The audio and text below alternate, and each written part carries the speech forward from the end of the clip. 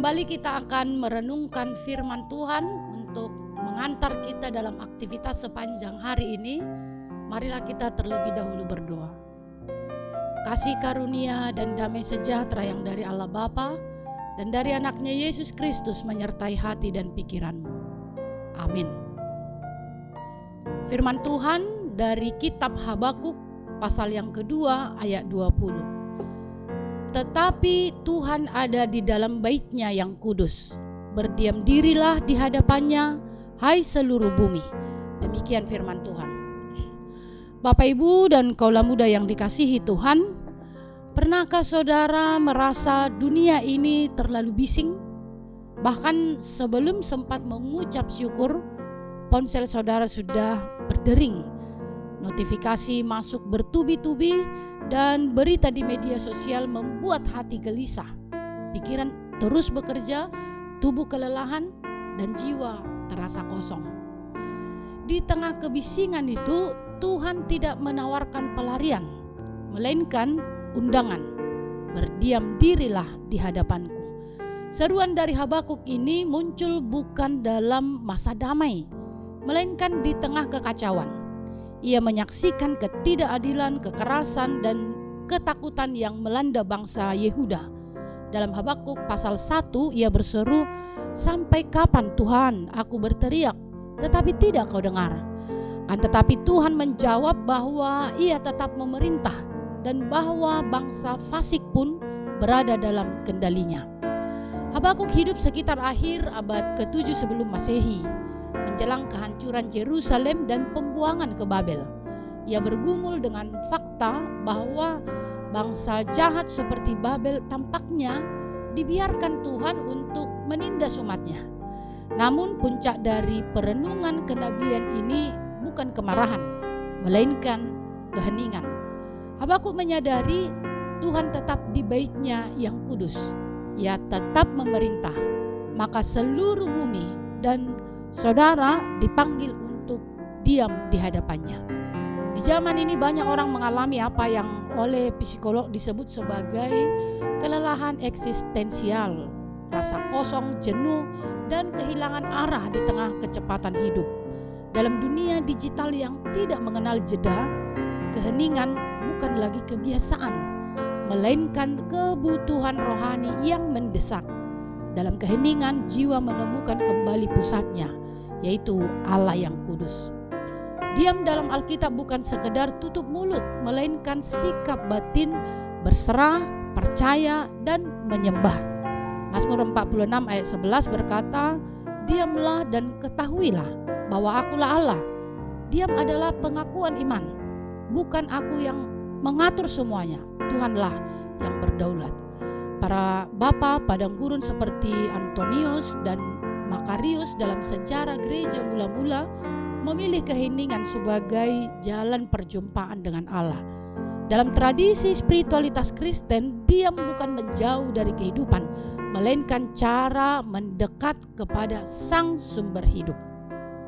Henry Nouwen, seorang teolog kontemplatif, menulis, tanpa keheningan Allah tetap asing bagi saudara.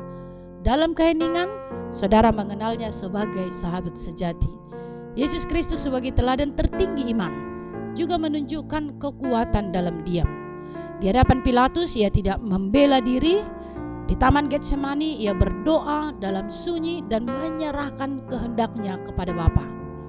Diam Kristus bukan tanda ketakutan, melainkan bukti kepercayaan penuh bahwa kehendak Allah akan digenapi. Dalam diam itulah karya keselamatan dinyatakan. Maka diam bukan hampa, diam adalah tempat perjumpaan antara kelemahan manusia dan kuasa Allah. Yohanes 1 ayat 14 berkata, "Firman itu telah menjadi manusia dan diam di antara kita." Inkarnasi Kristus adalah jawaban Allah atas kekacauan dunia, bukan lewat hiruk-pikuk kekuasaan, tetapi lewat keheningan, palungan, dan salib. Di situ Allah tidak berteriak, tetapi ia hadir. Dallas Willard pernah berkata, keheningan adalah lingkungan yang tepat bagi jiwa untuk menyatu kembali dengan Allah. Mengapa diam itu penting? Karena dalam diam, saudara belajar mendengar Dalam diam saudara memberi ruang bagi Roh Kudus untuk menenangkan kekacauan batin. Dalam diam saudara berhenti memaksakan kehendak dan mulai peka terhadap kehendak Allah. Diam bukan pasif. Diam adalah iman yang aktif. Diam bukan kalah, tapi percaya. Diam bukan hampa, melainkan penuh kehadiran Allah. Bagaimana mempraktikkan diam yang menghidupkan saudara? Kita melihat yang pertama, luangkan waktu 10 menit atau 5 menit setiap hari dalam keheningan. Masuklah dalam hadirat Tuhan, baik secara personal atau juga bersama anggota keluarga. Kemudian duduk diam di hadapan Tuhan, bawa satu pertanyaan dalam hati. Dengarkan bukan hanya dengan telinga tetapi dengan iman. Selanjutnya barangkali ada yang bepergian dengan retret, mengasingkan diri dari keramaian, meninggalkan rutinitas untuk membangun atau menghidupkan kembali iman kepada Tuhan. Dunia akan terus ribut, tapi Tuhan tetap ada di baitnya yang kudus. Jangan biarkan suara dunia menutupi suaranya. Dalam keheningan saudara akan melihat bahwa Tuhan tidak pernah meninggalkan saudara. Ia hadir, Ia bekerja, Ia menenangkan badai, bukan hanya di luar tetapi juga di dalam. Diam itu tidak kosong. Diam adalah ruang tempat Allah mengisi hati saudara. Jangan takut akan keheningan, karena Tuhan hadir di sana. Dan siapa yang berani diam di hadapannya akan sanggup berdiri teguh di tengah dunia yang gaduh. Amin. Kita berdoa. Kami bersyukur ya Tuhan untuk firman yang mengingatkan kami pada pagi hari ini. Dan firman-Mu yang menjadi pedoman dalam hidup kami, menghantar kami untuk beraktivitas sepanjang hari ini. Ada banyak pekerjaan, tanggung jawab yang harus kami lakukan dalam setiap kesibukan kami. Tetapi diam di hadapan Tuhan begitu penting harus kami lakukan. Itu sebabnya saat ini kami menyediakan waktu memasuki hadirat Tuhan. Kiranya Tuhan berkenan untuk setiap ibadah kami, untuk setiap doa kami, untuk setiap pujian kami. Dan biarlah Roh Kudus-Mu yang memampukan kami untuk beraktivitas sepanjang hari ini.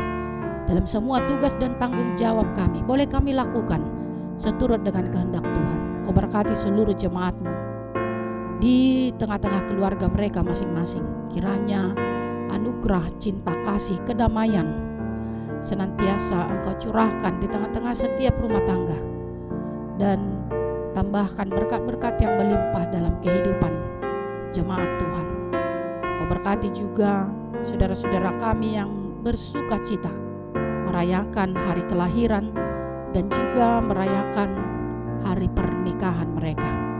Kiranya umur yang panjang, kiranya kesehatan dan berkat-berkat yang melimpah Engkau curahkan dalam kehidupan setiap saudara kami yang merayakan ulang tahun pernikahan dan juga kelahiran. Bapa di sorga, kami juga berdoa sekiranya ada jemaat Tuhan yang sedang sakit, yang harus dirawat di rumah sakit, atau juga di rumah mereka masing-masing. Mari Tuhan Engkau memberikan kekuatan, sehingga dalam kelemahan tubuh mereka, mereka tetap kuat dalam iman dan senantiasa berpengharapan. Karena kami tahu kesembuhan itu berasal dari Tuhan. Dan anugerahkanlah kepada jemaat-Mu yang sedang sakit. Kami siap melanjutkan aktivitas kami sepanjang hari ini hanya dengan bersama Tuhan. Ampuni kami atas segala dosa kami, supaya kami layak menerima kasih-Mu. Demi Kristus terimalah doa kami ini. Anugerah Tuhan kita Yesus Kristus, kasih setia Allah Bapa, dan persekutuan Roh Kudus menyertai saudara sekalian. Amin.